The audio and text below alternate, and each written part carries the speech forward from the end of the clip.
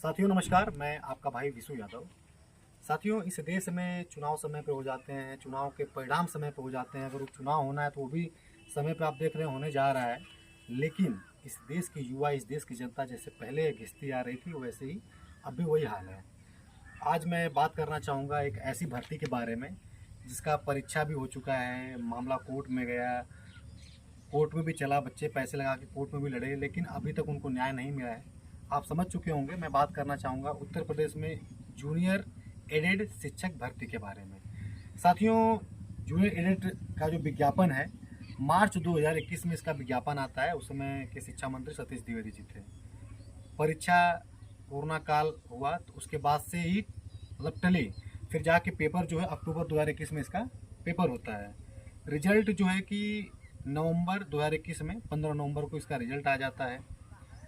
3,25,000 के करीब छात्रों ने आवेदन किया था, जिसमें 45,000 के करीब जो है कि छात्र पास करते हैं एग्ज़ाम। यहाँ तक तो ठीक चल रहा था चीज़ें, लेकिन उसके बाद कुछ छात्र जो हैं, मैं पूरे मामले को आपको विस्तार से समझाऊंगा और आप भी विचार करिएगा कि इन छात्रों के साथ कितना अन्याय हो रहा है। ठीक है।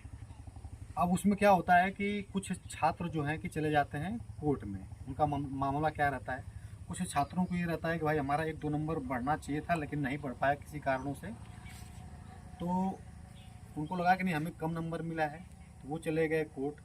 कुछ ऐसे भी छात्र थे कि जिनका रिजल्ट ही नहीं आया था, यानी कि OMR में उन्होंने गलत भरा था, उनको डाउट था नहीं हम हमारा सही है, तो वो भी चले गए कोर्ट। ठीक है भाई, सबको राइट है जाने का। जब कोर्ट में गए तो उसके बाद क्या होता है कि कोर्ट ने 2022 में फरवरी महीने में पुनर्मूल्यांकन का एक आदेश दे देता है। जब कोर्ट ने आदेश दे दिया पुनर्मूल्यांकन का, तो उसका जो संशोधित परिणाम होता है वो आता है सितंबर 2022 में। अब इसमें जो चौंकाने वाला आप समझ लीजिए कि रिजल्ट आता है संशोधित में, जो 45,000 बच्चे पास थे उसमें से 3,000 और कम हो गए। यानी कि जिन छात्रों को ये उम्मीद थी कि भैया हमारा OMR गलत भरने से रिजल्ट रुका हुआ है, तो संशोधित परिणाम आएगा तो उसमें हमारा नाम होगा, तो लेकिन वो तो अपने तो डूबे से ना, जो 3,000 चयन मतलब कि जो पास थे उनको भी ले डूबे। यानी कि टोटल पास थे 45,000, 3,000 और को मतलब कि OMR में गलत की वजह से 3,000 और फेल हो गए। समझ रहे हैं? अब संख्या हो गई कितनी, 42,000। ठीक है। अब ये जो 3,000 बाहर हुए ये भी चले गए कोर्ट।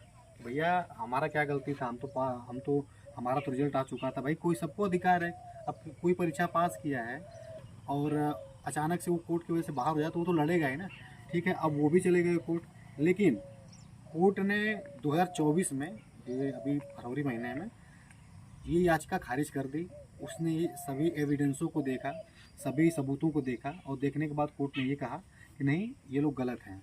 ठीक है, ये लोग गलत हैं, इन्होंने OMR सीट गलत भरी है। और सभी चीज़ों को देखते हुए, सभी सबूतों को देखते हुए कोर्ट ने क्या किया कि वो याचिका ही खारिज कर दिया। अब इस भर्ती में कोई पेचा नहीं है, कोई विवाद नहीं है। लेकिन साथियों, सब कुछ होने के बाद आप समझिए कि 2021 की आई हुई भर्ती है और 2024 चल रहा है, लेकिन अभी तक बच्चों को न्याय नहीं मिला है। परीक्षा हुई, विज्ञापन निकला, परीक्षा हुई, उसके बाद कोर्ट में बच्चे लड़े, लेकिन अभी तक उनको न्याय नहीं मिला है।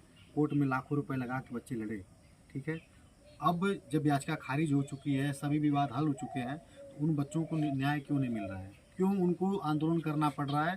अभी आप देखे होंगे कि जूनियर एडेड के जो छात्र हैं, जो चयनित उसमें युवा हैं, जाके निदेशालय प्रयागराज में आंदोलन कर रहे हैं, लखनऊ आंदोलन कर रहे हैं।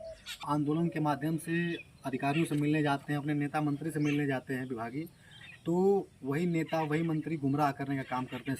सिर्फ मीठी मीठी बातें बोलते हैं कि हाँ इस विषय पे काम चल रहा है, हो जाएगा हो जाएगा। अरे भाई कब होगा? वे नेता अपने चुनाव में निकल चुके हैं उपचुनाव का प्रचार करने के लिए, वे मंत्री निकल चुके हैं उपचुनाव में प्रचार करने के लिए, उसका रिजल्ट भी समय पे आ जाएगा।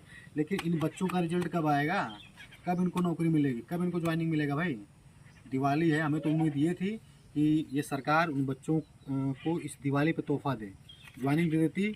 हजारों परिवारों के घर में खुशियाँ आती हैं, वही सच्ची दिवाली होती है एक युवा के लिए, उसके परिवार के लिए। लेकिन ये अधिकारी गुमराह कर रहे हैं, एसी में बैठ करके सिर्फ टाइम पास कर रहे हैं।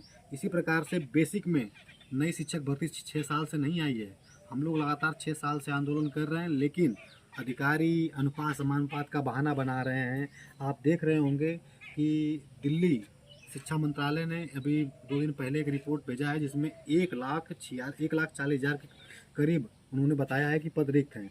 अब दिल्ली का शिक्षा मंत्रालय कह रहा है कि 1,40,000 पद यूपी में रिक्त हैं, लेकिन यही यूपी के शिक्षा मंत्री और यूपी के जो सर्वोच्च अधिकारी हैं कहते हैं कि अनुपात समानुपात बराबर है।